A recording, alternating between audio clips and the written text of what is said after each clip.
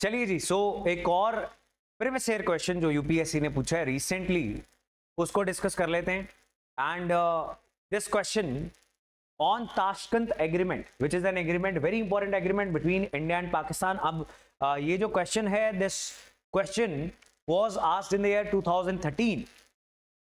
सो ये बड़ा important agreement, Tashkent, Indus waters treaty, Shimla agreement. When it comes to India Pakistan war, अगर आप बेसिक क्लासेस भी लगाओगे या फिर बिकॉज इंडिया पाकिस्तान किसी ना किसी इशू के चलते ये चर्चा में रहते हैं. अभी पहलगाम टेररिस्ट अटैक के चलते आजकल भी न्यूज में, तो न्यूज में रहते हैं. न्यूज़पेपर रीडर जो है, अगर कोई भी किताब आपने नहीं पढ़ी तो भी आपको एक अंदाजा हो जाता है. इंडिया और पाकिस्तान के जितने भी एग्रीमेंट्स हैं उसमें स्टार्टिंग में बता देता हूं आपको आंसर. क्या कुछ लिखा गया है? सीज फायर होगा, पीस मेंटेन करने की कोशिशें की जाएंगी, both the countries are going to go to the pre-war positions, they will take their soldiers back. आइंदा कंफ्लिक्ट ना हो उसके लिए दोनों कंट्रीज एफर्ट्स करेंगी. Things like this. टेरिटरीज एक दूसरे की नहीं रखी जाएंगी, ऐसी कुछ चीजें. नाउ इस क्वेश्चन के दो पार्ट्स हैं. 200 वर्ड्स में ये आंसर लिखने के लिए यूपीएससी ने कमांड दी थी. So the command is like not more than 200 words. तो आपको 200 वर्ड्स लिखने होते हैं मैक्सिमम, राइट? तो मतलब कम होते हैं. 10 नंबर का ये क्वेश्चन पूछा गया था. अगर ये ज्यादा मार्क्स का हो तो 250 वर्ड्स चले जाते, तो उसमें आपको ज्यादा लिखना पड़ता है. अब 200 वर्ड्स में क्वेश्चन के दो पार्ट्स हैं. It is very easy to attempt this question. Analyse the circumstances that led to the Tashkent agreement in 1966. अगर आपने ये क्वेश्चन अटेम्प्ट नहीं किया है कभी भी, try to think of 2-3 points and write those points down in the comment section.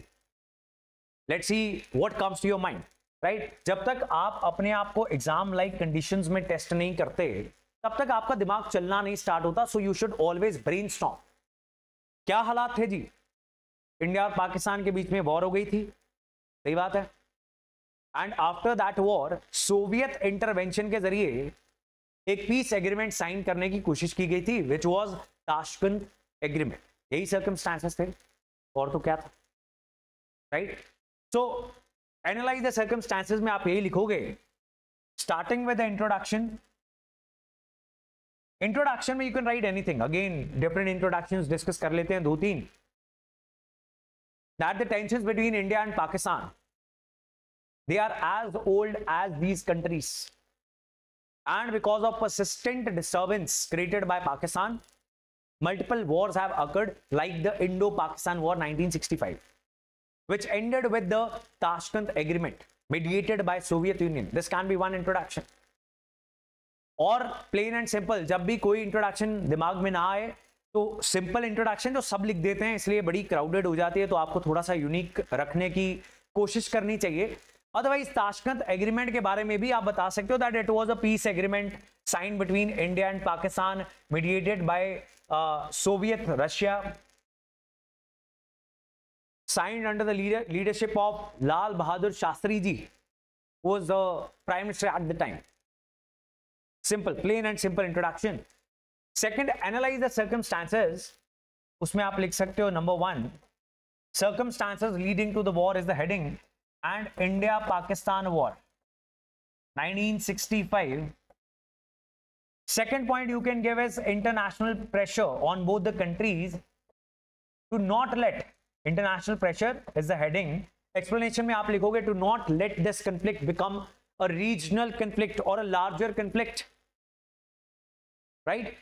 Number 3 was Soviet intervention. Soviet intervention या mediation के चलते दोनों कंट्रीज के बीच में ये पीस एग्रीमेंट हो पाया. एनालाइज द सर्कमस्टांसेस में अगर हम ये 3 पॉइंट्स इसी ऑर्डर में लिख के इनकी छोटी छोटी एक्सप्लेनेशंस दे देते हैं, that is enough, right? If you are part of any of our batch, you can attempt this question yourself and send the PDF to me. I will check your answer. ये part 1 of the question हो गया, हमने justify कर दिया. अब 200 words हैं. As I have just told you कि होता क्या, इंट्रोडक्शन में 3-4 लाइन चली जाती है, और इनमें इफ यू सी तो most of the page will be covered. नीचे थोड़ी सी स्पेस रह जाएगी पेज नंबर 1 की. Discuss the highlights of the agreement. अब हम 2-3 हाइलाइट्स इसकी लिख दें and conclusion, so a very simple answer anybody can write, right? Do you agree with me? This is not a tricky question. और अगर अच्छी reading करके अगर आप बैठ गए प्रीवियस ईयर क्वेश्चंस को एनालाइज करने, आपको आउट ऑफ 20-15 क्वेश्चंस में हमेशा ऐसा लगेगा कि क्वेश्चन तो बड़ा इजी है, आई कैन डू दैट। सिर्फ 5 क्वेश्चन होते हैं जो आपके दिमाग बहुत ज्यादा खर्ची करना पड़ता है आपको। आर यू गेटिंग दिस और not? Do you agree whether this is an easy question और नॉट? यस और no? So now as I told you कि हर एग्रीमेंट में वही सब बातें हुई, troop withdrawal to the pre-war positions, that can be number 1 point. When it comes to highlights,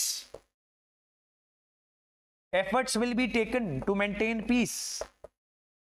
ये ऐसी चीजें हैं जो बहुत इजीली आप गेस कर सकते हो। एक एग्रीमेंट पढ़ लो, या फिर देखो स्पेक्ट्रम के अंदर जब पोस्ट इंडिपेंडेंस हिस्ट्री वाला एरिया आता है वहां पर भी इंडस वाटर ट्रीटी क्या है, this you know Tashkent agreement क्या चीज है, शिमला एग्रीमेंट में क्या डिस्कशन हुई थी, all these things are given there, similar points.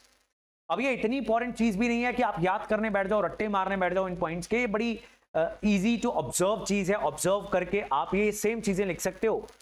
Efforts to maintain peace, the territories occupied will be returned to each other, troops will be withdrawn. फिर आप conclude कर दोगे, कंक्लूजन में मेरा तो मन करता है कि थोड़ा सा पाकिस्तान को ब्लेम कर दें, right? Most of such peace agreements signed between India and Pakistan have failed to work because of the behaviour of the deep state of Pakistan. Deep state is the ISI, intelligence agencies and military. इनकी वजह से ज्यादातर जितने भी agreements हुए हैं वो काम नहीं कर पाए हैं, which has led to a lot of disturbance in South Asia। ऐसी कोई आप कंक्लूजन देके आप आगे बढ़ सकते हो। That's it, right? So very easy to attempt question। अभी रिसेंटली पोस्ट इंडिपेंडेंस हिस्ट्री की क्लासेस चल रही थी, तो मैंने स्टार्टिंग में एक क्लास में बच्चों को बोला कि आपको कोचिंग इंस्टीट्यूट्स की बात नहीं माननी है, आपको प्रीवियस ईयर क्वेश्चंस देखने। फिर मैंने क्लासेस में ये बोल दिया कि Tashkent agreement is not important, right? अब जिसने प्रीवियस ईयर क्वेश्चन देखा उसने पूछा बकायदा टेक्स्ट करके, सर आपने तो बोला था जैसे कि एग्रीमेंट इज नॉट इंपॉर्टेंट, यही तो बोला था, कोचिंग इंस्टीट्यूशंस के ऊपर भरोसा नहीं करना। फिर at the end of the subject मैंने ये टेस्ट में सवाल डाल दिया, राइट? तो आज ये टेस्ट हुआ है, कल मेरे से मिलेंगे तो शिकायत करेंगे कि सर आपने तो बोला था पढ़ना नहीं है, right? So always make sure आप प्रीलिम्स और मेंस के PYQs कवर कर रहे हैं। ये उसकी आंसर राइटिंग डिस्कशन होगी, और हमने ताशकंद एग्रीमेंट के बारे में भी चर्चा कर ली। Model answer is free of cost, वो आपको सबको टेलीग्राम के ऊपर मिल जाएगा, और ऐसे और हम आंसर्स डिस्कस करते रहेंगे। ज्यादा प्रीवियस ईयर क्वेश्चंस ही डिस्कस करने की कोशिश करेंगे, सो दैट पता लगे यूपीएससी कैसे क्वेश्चंस पूछती है। उसके बाद स्टेट PCS में जाके बैठ जाओ, you won't have any trouble, right? That is all, see you in the next video, bye.